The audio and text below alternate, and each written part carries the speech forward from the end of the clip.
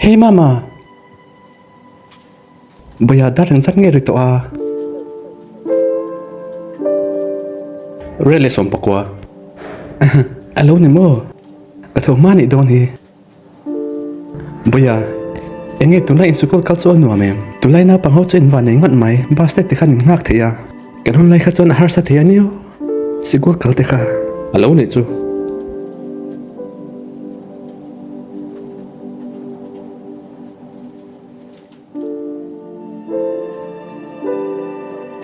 Hey boya. Boya, đã rừng rất nghe rồi tụi à. Rồi lại xong bọc quá bốc rồi. Với anh chồng mũi nòm lấy mày. Các pháp bác mình thì sẽ chuộc chuyện. Các pháp bác bốc lại khát hiếm thấy tất cả. Em này ổn dễ à. Tôi nói chân cả bố là ổn tụi lô va. Nó chẳng ta cả thọc về tôi nè. Anh ấy mama. Cái nụ cả lô hổ. Ilo to ni mo boite ta khani chang tur ka ta kha lo ero kanu chanom putar so enge zia le seko ka kal apiang in dar zat min zo zia ka sa to bik lo le boya putar hi chu ke chon kan ne an trong pe box se zo na hin nga si kumte lo tam hi chon boya an ri ro kha alo na pangchia le thena kum tur hi an mo thena chu tiang bokin kan chanom putar po khan angai na che ha abi chen chen ya ka sa to bik lo ve chu tiang ani po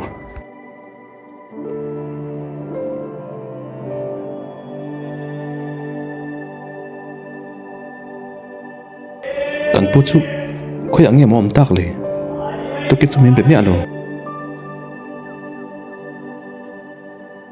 kanu kalo ho e po ya lo to lo ta khan lu chu ro khami kan chen om putar kha khoi ang yam ma mania ka shit che kha ka sikul kal do na piang amin be zia kha a om to mi alo ke po kha ina khan kalom lo wa chuna khan asoi ka shet dana chuan a in chunga thin an charani ome akum te po kha tam to boxia akala hun te po ni to manang boite rei ta ka mu lu fa pa khana ron la ni ome alo ni mo chu vo poi ve akina ina ka fakal sin te ang ti tur chum long ma se